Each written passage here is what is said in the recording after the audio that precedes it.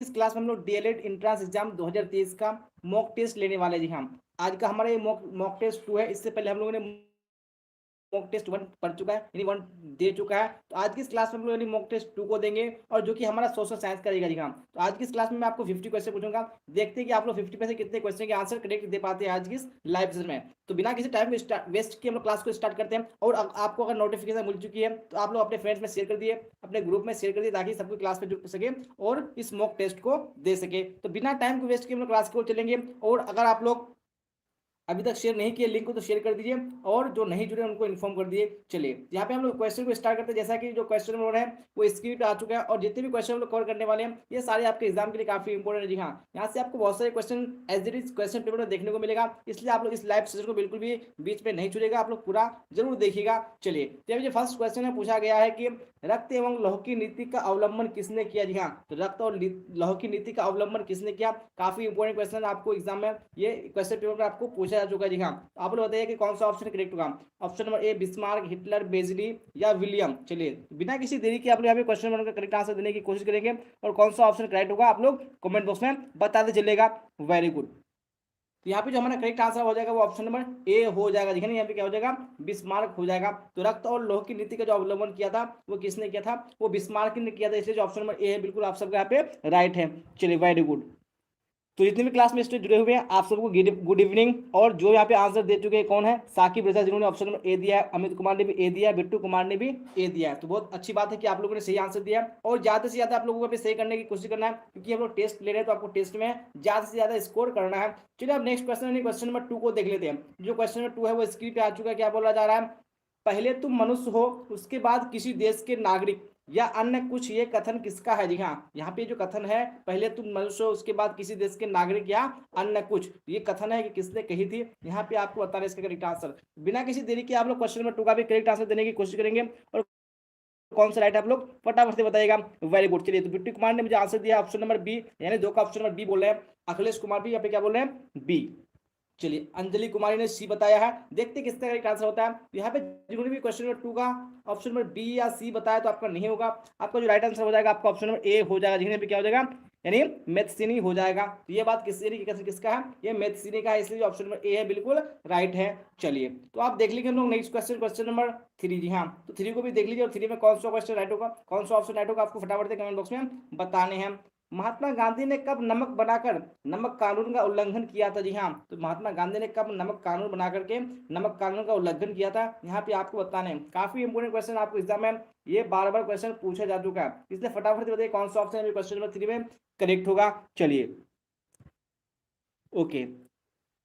जी हाँ, तो यहाँ पे 3 के जो करेक्ट आंसर हमारा हो जाएगा वो ऑप्शन नंबर बी हो जाएगा। जी हाँ, 6 अप्रैल 1930 हो जाएगा। जी हाँ, तो कब उल्लंघन किया था, 6 अप्रैल 1930 को, इसलिए जो यहाँ पे करेक्ट आंसर हमारा हो जाएगा वो ऑप्शन नंबर बी होगा, आपका सी नहीं होगा। चलिए, तो आप देख लेंगे हम लोग नेक्स्ट क्वेश्चन, क्वेश्चन नंबर 4। यहाँ पे 3 आ चुका है स्क्रीन पर, हम लोगों ने सॉल्व भी कर चुका है। 4 को देखिए, 4 में कौन सा ऑप्शन राइट होगा फटाफट से आप लोग बताइए। 1932 ईस्वी में पूना समझौता, जिसको हम लोग क्या बोलते हैं, पूना पैक्ट भी बोलते हैं, किन के बीच हुआ था। तो पूना पैक्ट जो हुआ था वो किन के बीच हुआ था, और डेट भी याद रखने आपको कि 1932 ईस्वी में हुआ था। तो फटाफट से बताइए कौन सा यहाँ पे राइट आंसर होगा। चलिए, बिना किसी देरी के आप लोग क्वेश्चन नंबर 4 को देखिए, और फटाफट से आप लोग करेक्ट आंसर देने की कोशिश कीजिए। जी हाँ, तो यहाँ पे जो 4 का राइट आंसर हमारा हो जाएगा वो ऑप्शन नंबर सी हो जाएगा, यानी गांधी जी और अंबेडकर के बीच में हुआ था। यहाँ पे कौन सा ऑप्शन करेक्ट हो जाएगा, यानी 4 का ऑप्शन नंबर सी हो जाएगा। चलिए, तो आप देख लेंगे हम लोग नेक्स्ट क्वेश्चन, क्वेश्चन नंबर कौन सा 5। जी हाँ, क्वेश्चन नंबर 5 को भी देखिएगा कौन सा ऑप्शन राइट होगा, फटाफट से आप लोग बताने की कोशिश कीजिएगा। रीडर पेस्ट क्या था। जी हाँ, तो रीडर पेस्ट क्या था, तो बिना किसी देरी के आप लोग करेक्ट आंसर देने की कोशिश करेंगे। जो रीडर पेस्ट था वो क्या था, वो ऑप्शन नंबर सी हो जाएगा। क्या हो जाएगा, ये पशु रोग हो जाएगा। तो जिन्होंने भी 5 का बिल्कुल करेक्ट हो जाएगा। चलिए, तो आप देख लेते हैं हम लोग नेक्स्ट क्वेश्चन, क्वेश्चन नंबर 6। तो क्वेश्चन नंबर 6 भी स्क्रीन पे आ चुका, क्या बोला जा रहा है, G77 का से आप क्या समझते हैं। जी हाँ, जो G77 है इससे आप क्या समझते हैं, यहाँ पे इसको आपको करेक्ट आंसर करने की कोशिश करना। यानी संपन्न देशों का समूह कहलाता है G77, या एशियाई देशों का समूह, या अफ्रीकी देशों का समूह, या विकासशील देशों का समूह। ये क्या, किसको हम लोग बोलते हैं, G77। तो ये जो करेक्ट आंसर हमारा हो जाएगा वो ऑप्शन नंबर डी हो जाएगा। जी हाँ, जितने भी विकासशील देश है, यानी जितने भी क्या है डेवलपिंग कंट्रीज है, उन सभी के क्या करते हैं, समूह को हम लोग बोलते हैं G77, यानी G77। तो यहाँ पे ऑप्शन नंबर डी बिल्कुल करेक्ट हो जाएगा। चलिए, तो आप देख लेंगे हम लोग नेक्स्ट क्वेश्चन, क्वेश्चन नंबर 7। यहाँ पे 7 आ चुका है स्क्रीन पे। क्या बोला जा रहा है? ब्रेटन वुड्स व्यवस्था क्या थी? जी हाँ, जो ब्रेटन वुड्स व्यवस्था है ये क्या व्यवस्था के लिए क्या थी, ये आपको यहाँ पे बताने हैं। फटाफट से 7 को देखिए कौन सा ऑप्शन करेक्ट होगा, फटाफट से आप लोग बताइए। चलिए, वेरी गुड। तो यहाँ पे 7 का जो राइट आंसर हो जाएगा आपका ऑप्शन नंबर सी हो जाएगा। जी क्या हो जाएगा? युद्ध उत्तर अंतर्राष्ट्रीय आर्थिक व्यवस्था, यानी ब्रेटन वुड्स व्यवस्था क्या हो गया? युद्ध उत्तर अंतर्राष्ट्रीय आर्थिक व्यवस्था। बिल्कुल ऑप्शन नंबर सी यहाँ पे करेक्ट हो जाएगा। चलिए, तो अब देख लेंगे हम लोग नेक्स्ट क्वेश्चन, क्वेश्चन नंबर 8। जी हाँ, तो क्वेश्चन नंबर 8 भी स्क्रीन पे आ चुका है। बोला जा रहा है कि औद्योगिक क्रांति सर्वप्रथम कहाँ प्रारंभ हुई थी? हाँ, औद्योगिक क्रांति है यानी जो हमारा इंडस्ट्रियल रिवोल्यूशन हुआ था, सबसे पहले कहाँ स्टार्ट हुआ था? यहाँ पे आपको इसका राइट आंसर बताने। तो फटाफट से क्वेश्चन नंबर 8 को देखिए कौन सा राइट होगा, आप लोग फटाफट से बताने की कोशिश कीजिए। चलिए, तो देखते हैं यहाँ पे सबसे पहले मुझे क्वेश्चन नंबर 8 में कौन करेक्ट आंसर दे पाता है आज की इस क्लास में। चलिए, तो फटाफट आप लोग टाइप करने की कोशिश कीजिएगा, और आप लोग आंसर जो दे रहे हैं आप लोग क्वेश्चन नंबर को भी देते चलिएगा, ताकि पता चले कि आप लोग कौन से क्वेश्चन का आंसर दे रहे हैं। तो यहाँ पे जो 8 का राइट आंसर हमारा हो जाएगा वो ऑप्शन नंबर डी हो जाएगा। क्या हो जाएगा? इंग्लैंड हो जाएगा। यानी जो औद्योगिक क्रांति की जो शुरुआत हुई थी वो सबसे पहले इंग्लैंड से हुई थी। तो ऑप्शन नंबर डी बिल्कुल करेक्ट हो जाएगा। चलिए, तो आप देख लेंगे नेक्स्ट क्वेश्चन हम लोग क्वेश्चन नंबर 9। तो 9 भी स्क्रीन पे आ चुका है। क्या बोला जा रहा है? बंबई में पहली सूती वस्त्र मिल की स्थापना कब हुई थी? जी हाँ, सबसे पहले सूती वस्त्र मिल की स्थापना बंबई में कब हुई थी? बंबई, क्योंकि प्राचीन नाम क्या था मुंबई का? बंबई था, इसलिए बंबई लिखा गया है। तो कब इसकी शुरुआत हुई थी, स्थापना हुई थी सूती मिल की, वो आपको बताने हैं। चलिए, वेरी गुड। यहाँ पे जिन्होंने भी क्वेश्चन नंबर 9 का ऑप्शन नंबर ए बताया है बिल्कुल करेक्ट हो जाएगा। दिखाने 1854 ईस्वी में सबसे पहले कब हुई थी? 1854 ईस्वी में हुई थी। तो आप देख लेंगे नेक्स्ट क्वेश्चन यानी क्वेश्चन नंबर 10। तो क्वेश्चन नंबर 10 भी स्क्रीन पे आ चुके। क्या बोला जा रहा है? वर्नाक्यूलर प्रेस एक्ट कब लागू किया गया? जी हाँ, जो वर्नाक्यूलर प्रेस एक्ट है इसको कब लागू किया, कौन से ईस्वी में लागू किया गया था? यहाँ पे आपको फटाफट से करेक्ट आंसर कमेंट बॉक्स में बताने हैं। बिना किसी देरी के आप लोग क्वेश्चन नंबर 10 को देखिए और करेक्ट आंसर देने की कोशिश कीजिए। जी हाँ, और जो मैं जितने भी मैं क्वेश्चन लेकर के आया हूँ आप लोगों के लिए, ये सारे क्वेश्चन आपके लिए 8, 9, 10 ये सारे क्वेश्चन का क्या है? मिक्सचर है। यानी सभी क्लास के क्वेश्चन को लिया गया है, इसलिए आप सबको घबराना नहीं है कि कौन सा क्वेश्चन है, क्योंकि आपको जो क्वेश्चन पूछे जाते हैं वे आपको 6, 7, 8, 9, 10 इसी के बीच में से पूछे जाते हैं। तो इसलिए आप लोग फटाफट से क्वेश्चन को सॉल्व करने की कोशिश कीजिएगा और ज्यादा से ज्यादा आप लोग राइट करने की कोशिश कीजिएगा। यहाँ पे जो 10 का करेक्ट आंसर हमारा हो जाएगा वो ऑप्शन नंबर क्या हो जाएगा? सी हो जाएगा। दिखा नहीं क्या होगा? 1878। तो वर्नाक्यूलर जो प्रेस एक्ट है वो कब लागू किया गया था? वो 1878 ईस्वी में लागू किया गया था। चलिए, तो अब देख लेंगे नेक्स्ट क्वेश्चन हम लोग क्वेश्चन नंबर 11। दिखा, तो क्वेश्चन नंबर 11 भी स्क्रीन पे आ चुका है। क्या बोला जा रहा है? इनमें से कौन सा नवीकरणीय संसाधन नहीं है? इनमें से कौन सा नवीकरणीय संसाधन नहीं है वो आपको बताने हैं। जल संसाधन, पवन या सौर ऊर्जा या कोयला? जी हाँ, यहाँ पे देखिए कौन सा ऑप्शन करेक्ट होगा वो आपको बताने हैं। जी हाँ, तो आप सबको बताइए कि जो जल है, जल संसाधन क्या है? ये नवीकरणीय संसाधन है। उसके बाद पवन भी नवीकरणीय संसाधन है। उसके बाद सौर ऊर्जा ये भी क्या है? नवीकरणीय संसाधन है। लेकिन जो कोयला है हमारा, एक कोयला क्या है? ये और नवीकरणीय संसाधन है। इसलिए क्वेश्चन नंबर 10 का हमारा ऑप्शन नंबर डी बिल्कुल करेक्ट हो जाएगा। सॉरी, क्वेश्चन नंबर 10 नहीं है, क्वेश्चन नंबर क्या है? 11 है। चलिए, आप देख लेंगे नेक्स्ट क्वेश्चन, क्वेश्चन नंबर 12। यहाँ पे 12 भी स्क्रीन पे आ चुके हैं। क्या बोला जा रहा है? कितने किलोमीटर के बाद किसी देश का महासागरीय संसाधन पर अधिकार नहीं है? जी हाँ, यानी कितने किलोमीटर का दायरा है जिसके बाद से महासागरीय यानी किसी भी देश का महासागरीय संसाधन में कोई अधिकार नहीं रहता है, यहाँ पे आपको बताना है। चलिए, तो फटाफट से देखिएगा 12 में कौन सा ऑप्शन करेक्ट होगा। Very good. यहाँ पे बिल्कुल राइट आंसर आपका ऑप्शन नंबर सी हो जाएगा। जी हाँ, 200 किलोमीटर के बाद से किसी भी देश का महासागरीय संसाधन पर अधिकार नहीं रहता है, वो आपको याद होना चाहिए। तो ऑप्शन नंबर सी बिल्कुल करेक्ट हो जाएगा। चलिए, तो आप देख लेंगे नेक्स्ट क्वेश्चन, क्वेश्चन नंबर 13। यहाँ पे 13 स्क्रीन पे आ चुका है। क्या बोला जा रहा है? भारत के कुल क्षेत्रफल में कितने प्रतिशत क्षेत्र पर पठारी भाग है? जी हाँ, आप सबको बताइए कि कौन से कितने क्षेत्र पर क्या है? पठारी भाग है। चलिए, फटाफट से देखिए 43 या 27 या 30 या 40%। तो यहाँ पे कौन सा ऑप्शन करेक्ट हो 13 में? Very good. तो 13 का जो राइट आंसर आपका हो जाएगा वो ऑप्शन नंबर बी हो जाएगा, नहीं 27%। जी हाँ, आपने पढ़ा होगा कि यानी क्या है? कुल क्षेत्रफल में जो 27% है वो हमारा क्या है? पठार है। तो आप देख लेंगे नेक्स्ट क्वेश्चन हम लोग क्वेश्चन नंबर 14। तो अभी 14 भी स्क्रीन पे आ चुका है। क्या बोला जाए 14 में? फटाफट से देखिएगा आप लोग। गुलाबी सिर वाली बत्तख किन जातियों में शामिल है? जी हाँ, जो गुलाबी सिर वाली बत्तख है ये कौन सी जातियों में शामिल है? यहाँ पे आपको बताने हैं।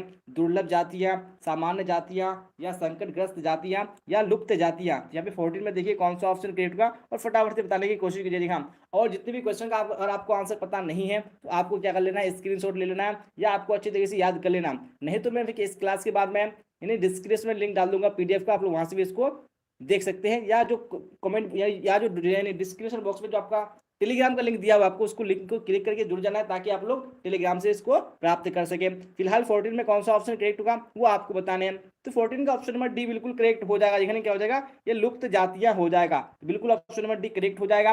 तो आप देख लेंगे नेक्स्ट क्वेश्चन हम लोग क्वेश्चन नंबर 15। तो 15 भी स्क्रीन पे आ चुका है। बोला जा रहा है किसने कहा है कि बांध आधुनिक भारत के मंदिर है। जी हाँ, ये बात किसने कहा है कि जो बांध है वो आधुनिक भारत के क्या है, मंदिर है, मंदिर के समान है। तो ये बात किसने कही थी वो आपको कमेंट बॉक्स में फटाफट से आंसर करने हैं। चलिए तो यहाँ पे आंसर आ चुका है, मुझे सबसे पहले ब्राइट डीएनए ने दिया है 15 का ऑप्शन नंबर डी। चलिए देखते हैं कि आपका सही है या नहीं है। वेरी गुड, बिल्कुल आप सबका बिल्कुल यहाँ पे करेक्ट हो जाएगा। नहीं, ये बात किसने कही थी, पंडित जवाहरलाल नेहरू ने कही थी कि जो बांध है हमारे क्या है, ये आधुनिक भारत के मंदिर है। चलिए सर हिंदी का अलंकार करवाइए ना प्लीज। हाँ, तो अलंकार का लगभग मैं 2 या 3 क्लास ले चुका हूँ जी हाँ, जिसमें मैंने बहुत सारे क्वेश्चन आपको कवर करा दिए हैं। अगर आपने वो क्लास नहीं किया तो आपको उसको कर लेना है। अगर आप लोग उसको देख चुके हैं तो फिर हो सके नेक्स्ट क्लास में आपको अलंकार को लेकर गया हूँ। अगर आपने नहीं देखा तो सबसे पहले आपको उन क्लास को कर लेना है, फिर बाद में आपको यानी बाद में आपके लिए फिर लेकर के आऊंगा। फिलहाल 16 को देख लीजिए क्या बोला जा रहा है। इंदिरा गांधी नहर किस क्षेत्र को पेयजल उपलब्ध कराती है। जी हाँ, जो इंदिरा गांधी नहर है वो कौन सा क्षेत्र जिसको पेयजल उपलब्ध कराती है, यानी पीने वाला पानी उसको उपलब्ध कराती है, यहाँ पे बताने हैं। चलिए वेरी गुड। तो 16 का जो करेक्ट आंसर हमारा हो जाएगा कौन सा हो जाएगा, बिल्कुल ऑप्शन नंबर डी हो जाएगा। देखिए पश्चिमी राजस्थान। दिखा तो आपसे बताया कि जो हमारा इंदिरा गांधी नहर है वो राजस्थान में पड़ता है हमारा। तो यहाँ पे जो ऑप्शन नंबर डी हो जाएगा पश्चिमी राजस्थान, बिल्कुल करेक्ट हो जाएगा। चलिए आप देख लेंगे नेक्स्ट क्वेश्चन, क्वेश्चन नंबर 17। जी हाँ, 16 हो चुका है, 17 को देख लीजिए क्या बोला जा रहा है। गन्ने का प्रमुख उत्पादक राज्य है। जी हाँ, तो आपसे बताने की जो गन्ने के उत्पादन में सबसे जो पहला राज्य है, पर सबसे मेन जो राज्य है वो कौन है, वो आप सबको फटाफट से आंसर करने हैं। चलिए वेरी गुड। तो यहाँ पे 17 में कौन सा ऑप्शन करेक्ट हो जाएगा, तो यहाँ पे 17 का जो करेक्ट आंसर हमारा हो जाएगा वो ऑप्शन नंबर ए हो जाएगा। देखिए क्या हो जाएगा, उत्तर प्रदेश हो जाएगा। तो गन्ने में सबसे आगे कौन है, यानी उत्तर प्रदेश है। सर मैथ में कौन सा चैप्टर से एग्जाम में क्वेश्चन आ रहा है। जी हाँ, तो मैंने यहाँ पे जो मैथ का जो क्वेश्चन आप लोग बोल रहे हैं, तो मैंने प्रीवियस ईयर के आपको जो क्वेश्चन पेपर था उसको आप मैंने सॉल्व करा दिया। जी हाँ, इसलिए सॉल्व कराए ताकि आपको पता चले कि आपको कौन कौन से चैप्टर से क्वेश्चन पूछे जाते हैं। इसलिए आप लोग अगर मैथ का क्लास नहीं किए तो जो वीडियो अपलोड किया गया है आपको उसको देख लेना, ताकि आपको पता चल जाएगा कि कौन कौन से चैप्टर यानी कौन कौन से चैप्टर से एग्जाम में क्वेश्चन पूछे जाते हैं। तो आप लोग उस क्लास को जरूर कीजिएगा। फिलहाल देख लेंगे नेक्स्ट क्वेश्चन हम लोग क्वेश्चन नंबर 18 को। यहाँ पे 18 स्क्रीन पे आ चुका है, क्या बोला जा रहा है, निम्नलिखित में से कौन सी खरीफ फसल है। जी हाँ, यहाँ पे बताने की कौन सी खरीफ फसल है, फटाफट देखिए कौन सा ऑप्शन करेक्ट होगा। चलिए सर उसमें समझ में नहीं आता है कि कैसे पता चला कि इस अलंकार का है। देखा तो अलंकार का जो एक क्लास है, आपको कैसे पहचानना कि अलंकार है या नहीं है, उसका भी जो वीडियो है वो अपलोड हो चुका है। इसलिए आप लोग उसको देख लीजिए ताकि आपको अलंकार पहचानने में कोई भी परेशानी ना हो। जी हाँ, चलिए तो आप देख लेंगे next question, question number sir कितने दिन पहले का होगा, लगभग 5-6 दिन हो जाएगा आपका वो क्लास का। तो आप लोग देख लीजिएगा जरूर, यानी वीडियो सेक्शन में जाकर के। फिलहाल देख लीजिए 19 18 में कौन सा ऑप्शन करेक्ट होगा, यहाँ पे कौन सी खरीफ फसल है। इसका जो करेक्ट आंसर हमारा 18 में हो जाएगा वो ऑप्शन नंबर बी हो जाएगा। जिसमें क्या हो जाएगा यहाँ पे चावल हो जाएगा। तो चावल क्या है, खरीफ फसल है। चलिए आप देख लेंगे नेक्स्ट क्वेश्चन, क्वेश्चन नंबर 19 में क्या बोला जा रहा है, भारत का सबसे बड़ा बॉक्साइट उत्पादक राज्य है। जी हाँ, तो बॉक्साइट उत्पादन में सबसे बड़ा राज्य कौन है, यहाँ पे आपको फटाफट से आंसर करने हैं। चलिए नेगेटिव मार्किंग है क्या सर, नहीं नेगेटिव मार्किंग नहीं है। तो फिलहाल 19 में देख लीजिए कौन सा ऑप्शन करेक्ट हुआ। इस बार नेगेटिव मार्किंग नहीं है, किसमें डीएलएड एंट्रेंस एग्जाम में। तो आपको टेंशन नहीं लेना है, आपको सभी क्वेश्चन को सॉल्व करके आना है। तो 19 में कौन सा ऑप्शन करेक्ट हो जाएगा, बिल्कुल यहाँ पे जो करेक्ट आंसर हमारा हो जाएगा वो ऑप्शन नंबर डी हो जाएगा। दिखा जो उड़ीसा है, उड़ीसा क्या है, ये बॉक्साइट के उत्पादन में सबसे अग्रणी राज्य है। चलिए आप देख लेते हैं नेक्स्ट क्वेश्चन, क्वेश्चन नंबर 20 में क्या बोला जा रहा है, भिलाई इस्पात कारखाना किस राज्य में है। जी हाँ, भिलाई, जो भिलाई इस्पात कारखाना है ये कौन से राज्य में है, वो आप सबको फटाफट से आंसर करने हैं। चलिए सॉरी,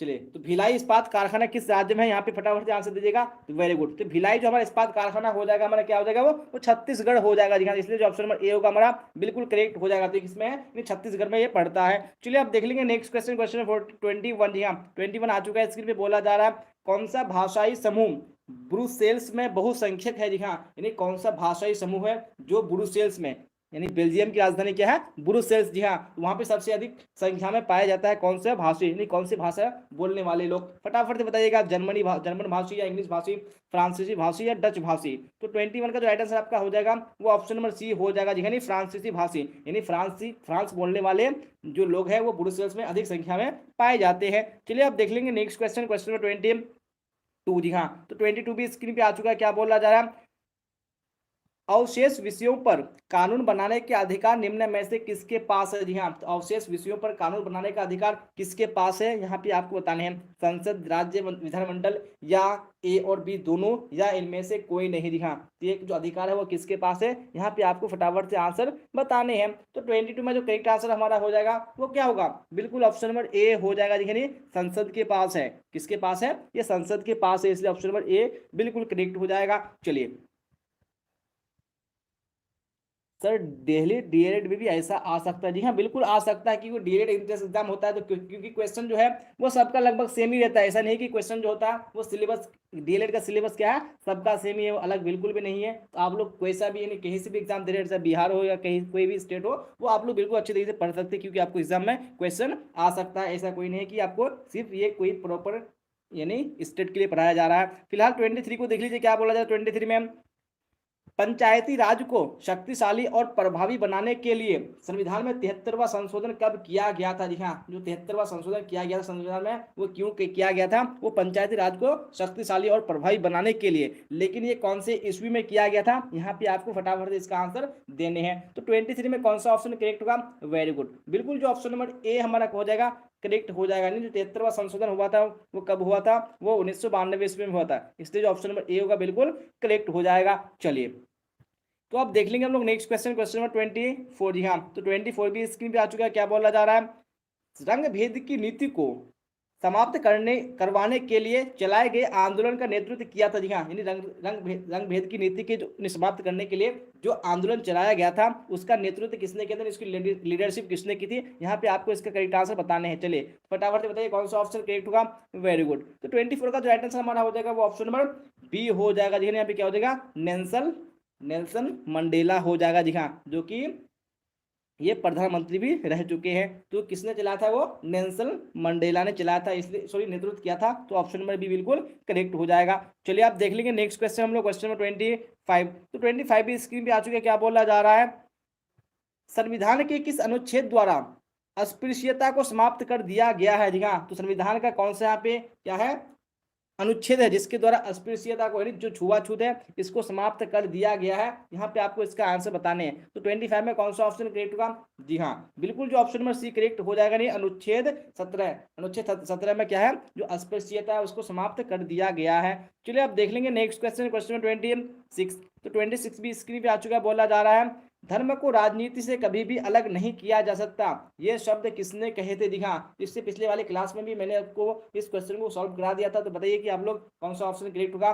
तो धर्म को राजनीति से कभी अलग नहीं किया जा सकता, ये बात किसने कही थी, जो करेक्ट आंसर हमारा हो जाएगा कौन सा होगा। चलिए तो मैं यहाँ पे देखूंगा कि आप लोग इसका आंसर दे पाते हैं या नहीं पाते हैं, क्योंकि मैंने इसका आंसर आपको करा दिया है। Very good. चलिए जब सबसे पहले जो आंसर दिया 26 का कौन है, मधुमिता, जिन्होंने ऑप्शन में बी बताया, शिवानी कुमारी, शिवम कुमार, बिट्टू कुमार सी बता रहे हैं। चलिए उसके बाद अंजलि कुमारी ने भी बी बताया। जी हाँ, तो जिन्होंने भी ऑप्शन में बी बताया बिल्कुल करेक्ट हो जाएगा, क्योंकि मैंने आपको बता चुका है कि जो धर्म को राजनीति से अलग नहीं किया जा सकता, ये बात किसने कही थी, महात्मा गांधी ने कही थी। बिल्कुल आप सबका राइट है। तो आप देख लेते हैं नेक्स्ट क्वेश्चन, क्वेश्चन 27 में क्या बोला जा रहा है, मेधा पाटेकर निम्नांकित में से किस आंदोलन से संबंधित है। जी हाँ, तो मेधा पाटेकर कौन से आंदोलन से संबंधित है, यहाँ पे आपको बताने हैं। चलिए तो आपने बहुत बार पढ़ चुका है मेधा पाटेकर के बारे में, और एग्जाम में इससे रिलेटेड बहुत सारे क्वेश्चन भी आते हैं, तो आपको इसका आंसर पता होना ही चाहिए। जो करेक्ट आंसर हमारा हो जाएगा वो ऑप्शन नंबर सी हो जाएगा। दिखाने नर्मदा बचाओ आंदोलन, तो यहाँ पे ऑप्शन नंबर सी बिल्कुल करेक्ट हो जाएगा। चलिए आप देख लेते हैं नेक्स्ट क्वेश्चन, क्वेश्चन 28। तो 28 भी स्क्रीन पे आ चुका है। बोला जा रहा है, निम्न में से कौन सा दबाव समूह का उदाहरण है। दिखा, इनमें से कौन सा दबाव समूह का एक एग्जाम्पल है, फटाफट से बताइएगा आप लोग। चलिए तो 28 में कौन सा ऑप्शन सही होगा। तो जिन्होंने भी 28 में ऑप्शन नंबर डी दिया है, बिल्कुल करेक्ट हो जाएगा जी हाँ। यहाँ पे क्या हो जाएगा ऑप्शन नंबर डी, इनमें से सभी, यानी नर्मदा बचाओ आंदोलन, शराब विरोधी आंदोलन, उसके बाद सूचना के अधिकार आंदोलन, ये सारे क्या है, ये सारे दबाव समूह का उदाहरण है, एग्जाम्पल है। चलिए आप देख लेंगे नेक्स्ट क्वेश्चन, क्वेश्चन नंबर 29 में क्या बोला जा रहा है, भारत में राजनीतिक दलों को मान्यता कौन देता है जी हाँ। तो ये भी मैंने आपको क्वेश्चन करा दिया था पिछली वाली क्लास में। तो भारत में जितने भी राजनीतिक दल हैं इसको मान्यता कौन देता है और इसको चुनाव चिन्ह कौन देता है, मैंने ये क्वेश्चन आपको सॉल्व कराया था। अगर आपने पिछली वाली क्लास में था तो आपको इसका आंसर बिल्कुल अच्छे तरीके से पता होना ही चाहिए। तो यहाँ पे कौन सा 29 में ऑप्शन करेक्ट हो जाएगा, वेरी गुड जी हाँ। तो जिन्होंने भी ऑप्शन नंबर डी दिया है वो आप सबका बिल्कुल करेक्ट हो जाएगा। जो चुनाव आयोग है वो क्या करता है, राजनीतिक दलों को मान्यता देता है और उसको चुनाव चिन्ह भी देता है। चलिए आप देख लेंगे नेक्स्ट क्वेश्चन, क्वेश्चन नंबर 30 भी स्क्रीन पे आ चुका है। बोला जा रहा है निम्नांकित में कौन से लोकतंत्र से मेल नहीं खाता। जी हाँ, तो यहाँ पे कौन है जो लोकतंत्र से मेल बिल्कुल भी नहीं खाता, यहाँ पे आपको इसका करेक्ट आंसर बताने हैं। राजनीतिक दल, चुनाव या व्यक्ति विशेष का शासन या लिखित संविधान, तो कौन सा यहाँ पे लोकतंत्र से मेल नहीं खाता है। 30 का जो राइट आंसर हमारा हो जाएगा वो ऑप्शन नंबर सी बिल्कुल करेक्ट हो जाएगा। दिखानी व्यक्ति विशेष का शासन, ये बिल्कुल हमारा लोकतंत्र में नहीं आता है। लोकतंत्र में क्या आता है, राजनीतिक दल यानी राजनीतिक पार्टियां आती है, चुनाव आता है और लिखित संविधान जैसा कि हमारा देश का है संविधान। तो इसलिए जो ऑप्शन नंबर सी है बिल्कुल भी ये क्या है, मेल नहीं खाता हमारे लोकतंत्र से, बिल्कुल ऑप्शन नंबर सी राइट हो जाएगा। चलिए आप देख लेंगे नेक्स्ट क्वेश्चन, क्वेश्चन नंबर 31 भी स्क्रीन पे आ चुका। बोला जा रहा है मानव विकास सूचकांक प्रदर्शित करता है। यहाँ जो मानव विकास सूचकांक है यानी HDI, ह्यूमन डेवलपमेंट इंडेक्स, इसको कौन प्रदर्शित करता है। यहाँ पे आपको इसको करेक्ट आंसर करने की कोशिश करने हैं। 31 में कौन सा ऑप्शन करेक्ट होगा, चलिए वेरी गुड। तो यहाँ पे 31 का जो राइट आंसर हमारा हो जाएगा वो ऑप्शन नंबर ए हो जाएगा। दिखाने क्या क्या हो जाएगा, लोगों का संपूर्ण विकास, यानी ऑप्शन नंबर ए बिल्कुल क्या है, करेक्ट हो जाएगा। चलिए तो आप देख लेंगे नेक्स्ट क्वेश्चन हम लोग, क्वेश्चन में 32 जी हाँ, 31 हो चुका है। आप 32 को देख लेते हैं और 32 में क्या राइट होगा आप लोग कमेंट बॉक्स में फटाफट से बताइए। निम्नांकित में से किसे औसत आय भी कहा जाता है। जी हाँ, यहाँ पे कौन सा आय है जिसको औसत आय भी कहा जाता है, एवरेज इनकम, तो फटाफट से बताइएगा आप लोग। राष्ट्रीय आय, प्रति व्यक्ति आय, कुल आय या इनमें से सभी। जी हाँ चलिए, और आपसे मैं कहना चाहूँगा कि जितने भी क्लास में स्टूडेंट जुड़े हुए हैं, अगर अभी तक आपने इस चैनल को सब्सक्राइब नहीं किया है तो आपको सब्सक्राइब कर लेना जी हाँ, क्योंकि डेली क्लासेस होती है आपके डीएलएड से रिलेटेड, और डीएलएड के बाद आपकी जो सीटेट की क्लास है वो भी स्टार्ट हो जाएगी। इसलिए आप लोग इस चैनल को हर हाल में सब्सक्राइब कर लीजिए और बेल आइकन को भी प्रेस कर लीजिए ताकि आप लोग डेली क्लास में इसी तरह से ज्वाइन हो सके और क्लास का बेनिफिट उठा सके। चलिए, और अगर क्लास आपको अच्छी लग रही है तो आपको लाइक करना बिल्कुल भी नहीं भूलना है, क्योंकि अभी तक आप लोग क्लास को लाइक नहीं किए। क्लास में बहुत सारे स्टूडेंट जुड़े हुए हैं, अगर अच्छी लग रही है तो आपको लाइक कर देना, और समझने में कोई भी परेशानी होती है आप लोग कमेंट बॉक्स में जरूर बताइएगा। चलिए, तो यहाँ पे राष्ट्रीय आय औसत जो आय है उसको किसको कहा जाता है, यहाँ पे जो करेक्ट आंसर हमारा हो जाएगा वो ऑप्शन नंबर बी हो जाएगा। देखिए प्रति व्यक्ति आय है इसको हम लोग क्या बोलते हैं, औसत आय भी कहा जाता है, इसलिए ऑप्शन नंबर बी बिल्कुल करेक्ट हो जाएगा। चलिए आप देख लेंगे नेक्स्ट क्वेश्चन, क्वेश्चन नंबर 33 में क्या बोला जा रहा है, किसी विशेष वर्ष में उत्पादित जीडीपी को कहते हैं। जी हाँ, यानी किसी विशेष वर्ष में उत्पादित डैश के जीडीपी को कहते हैं। तो यहाँ पे क्या कहते हैं, यहाँ पे आपको बताने हैं फटाफट से। 33 को देखिए कौन सा ऑप्शन में करेक्ट होगा, चलिए वेरी गुड जी हाँ। तो यहाँ पे बीजी ऑप्शन नंबर बी है, बिल्कुल करेक्ट हो जाएगा। नहीं, किसी विशेष वर्ष में उत्पादित सभी अंतिम वस्तुओं और सेवाओं के जीडीपी को कहते हैं। तो बिल्कुल ऑप्शन में बी यहाँ पे क्या हो जाएगा, करेक्ट हो जाएगा। चलिए, तो आप देख लेंगे हम लोग नेक्स्ट क्वेश्चन, क्वेश्चन 34 में क्या बोला जा रहा है, कृषि, डेयरी, खेती निम्नांकित में से किस क्षेत्र से संबंधित गतिविधियां। जी हाँ, जो कृषि, डेयरी, खेती निम्नांकित में से कौन से क्षेत्र से संबंधित गतिविधियां हैं वो आपको बताया। जी हाँ, आपने अपने सेक्टर के बारे में पढ़ चुका होगा, प्राइमरी सेक्टर, उसके बाद यहाँ पे सेकेंडरी, टर्शियरी, यहाँ पे बताने की कौन से सेक्टर में हमारा आता है, कृषि, डेयरी और खेती। तो बिल्कुल हमारा 34 में राइट आंसर हो जाएगा वो ऑप्शन नंबर ए। जी हाँ, यानी ये सारे क्या है, प्राथमिक क्षेत्र के क्रियाकलाप है, यानी प्राइमरी सेक्टर में ये सारे आते हैं, इसलिए ऑप्शन नंबर ए बिल्कुल करेक्ट हो जाएगा। चलिए आप देख लेंगे नेक्स्ट क्वेश्चन, क्वेश्चन नंबर 35 की स्क्रीन पे आ चुका है। क्या बोला जा रहा है, निम्न में से कौन अर्थव्यवस्था की विशेष क्या है, हाँ, अर्थव्यवस्था की विशालता को प्रदर्शित करता है। जी हाँ, यहाँ पे क्या चीज है जो अर्थव्यवस्था की विशालता को प्रदर्शित करता है, सकल घरेलू उत्पाद है, विश्व व्यापार संगठन या विश्व स्वास्थ्य संगठन या विश्व बैंक, कौन सा यहाँ पे राइट आंसर होगा 35 में। चलिए, बिल्कुल यहाँ पे जो ऑप्शन में हमारा ऑप्शन में क्या हो जाएगा, ए करेक्ट हो जाएगा। यानी सकल घरेलू उत्पाद, यानी जो हमारा सकल घरेलू उत्पाद है ये अर्थव्यवस्था की विशालता को प्रदर्शित करता है। चलिए, तो आप देख लेते हैं नेक्स्ट क्वेश्चन, क्वेश्चन 36। जी हाँ, 36 में क्या बोला जा रहा है, नई आर्थिक नीति कब बनी। जी हाँ, नई आर्थिक नीति जिसको हम लोग बोलते हैं NEP यानी न्यू इकोनॉमिक पॉलिसी, ये कब बनी है वो आप सबको फटाफट से करेक्ट आंसर देने हैं 36 में। चलिए, तो एनईपी जो नई आर्थिक नीति है कब बनी थी, तो ऑप्शन नंबर डी बिल्कुल करेक्ट हो जाएगा, देखिए वर्ष 1991 ईस्वी में, यहाँ पे ऑप्शन नंबर डी बिल्कुल करेक्ट हो जाएगा। चलिए, तो अब देख लेते हैं नेक्स्ट क्वेश्चन, क्वेश्चन नंबर 37 में क्या बोला जा रहा है। भारत में केंद्रीय बैंक का नाम है, जी हाँ, आप सबको बताया कि अलग अलग देश में क्या होता है, अलग अलग केंद्रीय बैंक नहीं, अलग अलग सेंट्रल बैंक होते हैं। हमारे देश का सेंट्रल बैंक क्या है वो आप सबको बताने हैं। चलिए, भारतीय बैंक या भारतीय स्टेट बैंक या भारतीय रिजर्व बैंक या केंद्रीय बैंक, तो कौन से यहाँ पे 37 में ऑप्शन में राइट होगा वो आप सबको बताने हैं। चलिए देखते हैं सबसे पहले मुझे 37 में कौन करेक्ट आंसर दे पाता है आज की इस क्लास में। चलिए, तो आप सबके यहाँ पे इंतजार है मुझे कमेंट बॉक्स में। ओके, तो यहाँ पे कौन सा राइट होगा 37 में, यानी जो हमारा केंद्रीय बैंक है वो क्या है, फटाफट से आप लोग बताइएगा। जी हाँ, यहाँ पे सबसे पहले मुझे आंसर दिया है मधुमिता ने, सलोनी कुमारी दिया, उसके बाद कौन है, शिवानी कुमारी, बिट्टू कुमार, शिवम कुमार, उसके बाद है निखत परवीन, उसके बाद तराना बेगम। चलिए, तो इन सारे बच्चों ने यहाँ पे आंसर दिया है ऑप्शन नंबर सी। जी हाँ, बिल्कुल यहाँ पे सबका लगभग करेक्ट आंसर आ रहा है कि जो भारतीय रिजर्व बैंक है, यानी जिसको हम लोग क्या बोलते हैं, आरबीआई यानी रिजर्व बैंक ऑफ इंडिया, इनको ये हमारा क्या है, ये हमारा सेंट्रल बैंक है, दिखाने केंद्रीय बैंक है। बिल्कुल ऑप्शन नंबर सी करेक्ट हो जाएगा। और केंद्रीय बैंक का क्या काम होता है, यानी करेंसी यानी मुद्रा छापने का काम होता है। तो हमारा मुद्रा मुद्रा कौन छापता है, करेंसी कौन छापता है, वो आरबीआई छापती है। बिल्कुल ऑप्शन नंबर सी हमारा करेक्ट हो जाएगा। चलिए, आप देख लेंगे नेक्स्ट क्वेश्चन, क्वेश्चन नंबर 38 भी स्क्रीन पे आ चुका है। क्या बोला जा रहा है, भारतीय रिजर्व बैंक का मुख्य कार्य है, जी हाँ, जो भारतीय रिजर्व बैंक है, जैसा कि मैंने आपको बता दिया है आरबीआई, इसका मेन कार्य क्या है, मेन वर्क क्या है, यहाँ पे आपको इसका फटाफट से आंसर देने हैं। तो 38 में जो राइट आंसर हमारा हो जाएगा वो ऑप्शन नंबर सी हो जाएगा। दिखने शाख नियंत्रण, किसका इसका काम क्या है, इसका काम है शाख नियंत्रण करना, तो इसलिए ऑप्शन नंबर सी बिल्कुल करेक्ट हो जाएगा।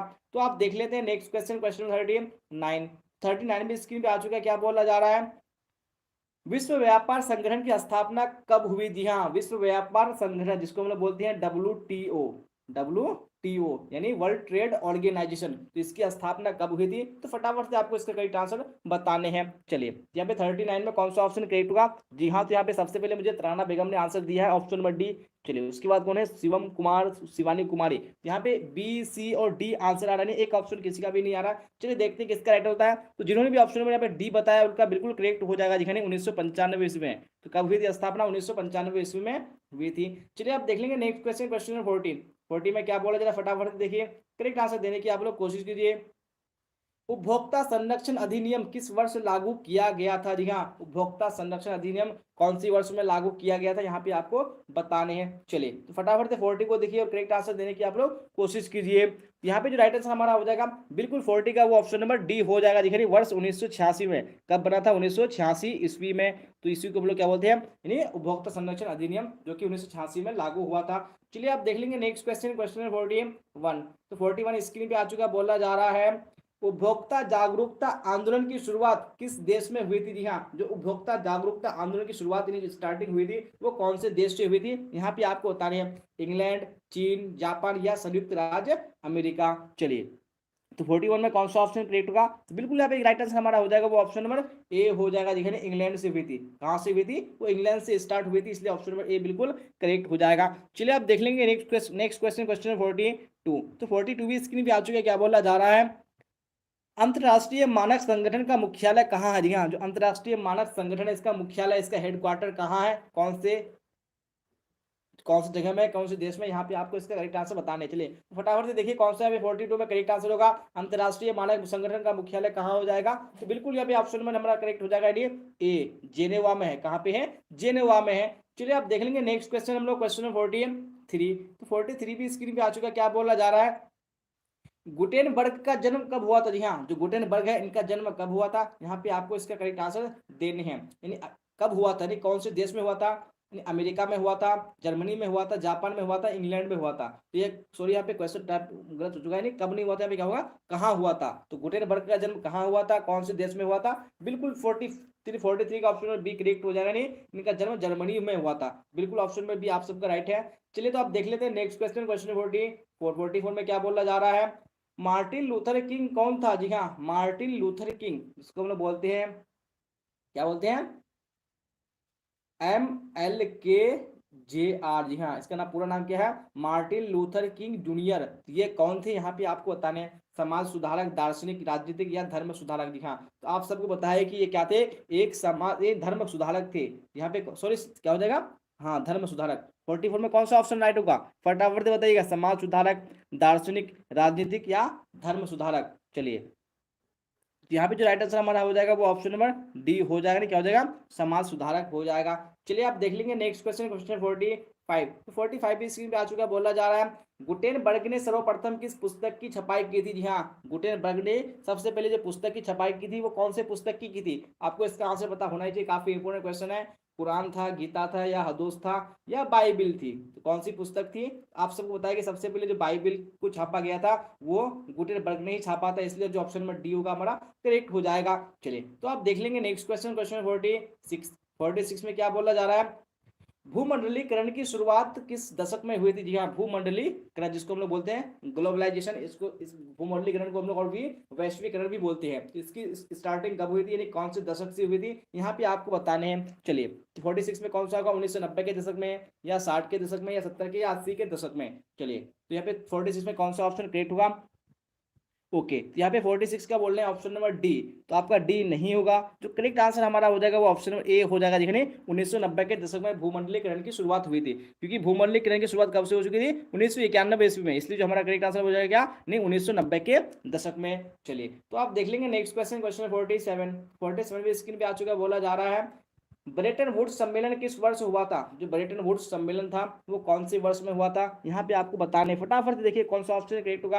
यानी 47, 48, 44 या 52, कौन से वर्ष में हुआ था ब्रेटन वुड्स सम्मेलन? तो 47 में राइट आंसर आपका ऑप्शन नंबर सी हो जाएगा। देखिए 1944 ईस्वी में हुआ था। तो ब्रेटन वुड्स सम्मेलन कब हुआ था? 1944 ईस्वी में हुआ था। तो आप देख लेंगे हम लोग नेक्स्ट क्वेश्चन, क्वेश्चन 48 भी स्क्रीन पे आ चुके हैं। क्या बोला जा रहा है?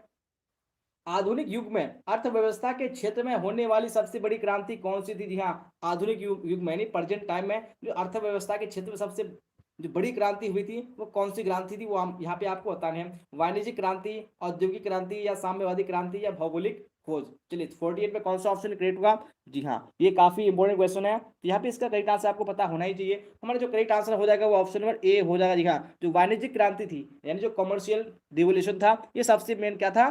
क्रांति था। कब? आधुनिक युग में। तो आप देख लेंगे हम लोग नेक्स्ट क्वेश्चन, क्वेश्चन 49। तो 49 भी स्क्रीन पे आ चुका है। क्या बोला जा रहा है?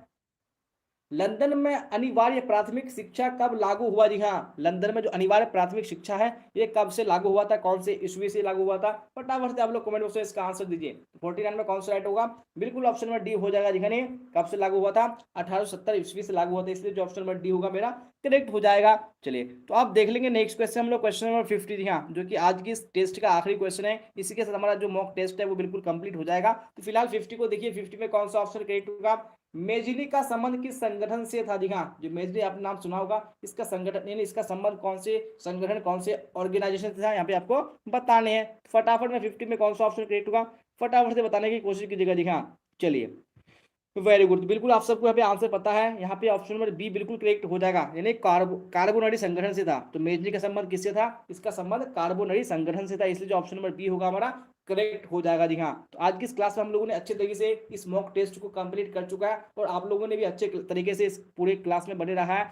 तो यहाँ पे आप लोग बताइएगा कि आप लोगों ने 50 क्वेश्चन में से किसने क्वेश्चन के आंसर करेक्ट किए? जी हाँ, क्योंकि मैंने आपको 50 क्वेश्चन कराया है, आपने 50 में कितने के आंसर करेक्ट किए? तो आप लोग कमेंट उसमें जरूर बताइए। और आपको क्लास कैसी लगी तो आपको वो भी बताने, अच्छी लगी तो आपको लाइक कर देने, और अपने फ्रेंड्स में आपको इस क्लास का लिंक शेयर कर देना जो क्लास में नहीं जुड़ पाया है। और अगर आप नए हैं तो आपको सब्सक्राइब करना बिल्कुल भी नहीं भूलना है, क्योंकि इसी तरह से डेली आपकी क्लासेस होती है और इंपॉर्टेंट क्वेश्चन लेके आया जाता है। चलिए, ओके सर, मैं बाद में आई थी। जी हाँ, जो भी बाद में क्लास में जुड़ चुके हैं, जो भी क्वेश्चन आपका छूट चुका है, तो आपको उसको क्या करना है? अटेंड कर लेना है, क्योंकि आपको एक भी क्वेश्चन को नहीं छूटना है। क्योंकि जितने भी क्लासेस लेके आ रहे हैं, जितने भी क्वेश्चन लेके आ रहे हैं, सारे ही आपके एग्जाम के लिए क्या है? इंपॉर्टेंट है। जी हाँ, क्योंकि ऐसा नहीं है कि जितने भी क्वेश्चन हम लोग कवर कराते हैं क्लास में तो आपको इसी से आएगा, क्योंकि जितने भी क्लासेस ले चुका है, अगर आप सारे क्लास को करते हैं, डेली जुड़ जाते हैं, तो आपको एग्जाम में इससे बाहर नहीं आएगा। क्योंकि जितने भी क्लास जो कराए जाते हैं ये सारे आपके डीएलएड इंट्रेंस एग्जाम के ये सिलेबस के अकॉर्डिंग ही पढ़ाया जाता है, इसलिए आपको इससे बाहर बिल्कुल भी क्वेश्चन नहीं आएगा। आप लोग निश्चिंत होकर सभी क्लास में ज्वाइन हुई और क्लास का बेनिफिट उठाइए। चलिए,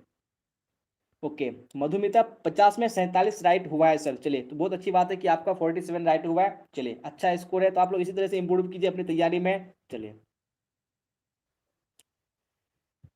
मैथ का भी वीवीआई क्वेश्चन कराइए जी हाँ। तो आप लोग कमेंट बॉक्स में जरूर बताइए कि आप लोगों को कौन से क्लास यानी किस सब्जेक्ट की क्लास आपको सबसे ज़्यादा चाहिए। तो आप लोग कमेंट बॉक्स में जरूर बताइए ताकि पता चले कि आपको कौन से क्लास की नीड्स है जी हाँ। क्योंकि हम लोग क्लास लेके आते हैं जो जो यानी क्लासेस को ज़्यादा देखते हैं तो हम लोग वही क्लास लेकर आते हैं, क्योंकि आप लोगों को जो ज़्यादा पढ़ना होता है तो हम लोग उसी को लेकर के आते हैं। तो आप लोग अपनी राय कमेंट बॉक्स में बता सकते हैं कि आपको कौन सी क्लास ज़्यादा चाहिए, तो मैं उसी वही क्लास को लेकर के आऊँगा। इसलिए आप लोग क्लास के बाद में कमेंट बॉक्स में जरूर बताइएगा, और क्लास कैसी लगी आप लोग को ये भी बताना है। अच्छी लगी तो आपको अच्छे कमेंट करने, और कोई भी संबंध में परेशानी होती है तो आप लोग बिल्कुल अच्छे तरीके से बताइएगा। चलिए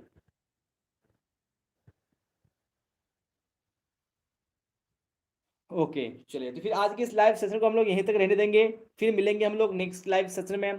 तो यहाँ तक बने रहने के लिए आप सबका धन्यवाद। तो फिर मिलते हैं अगली क्लास में। Till then bye bye, tata, see you on the next class.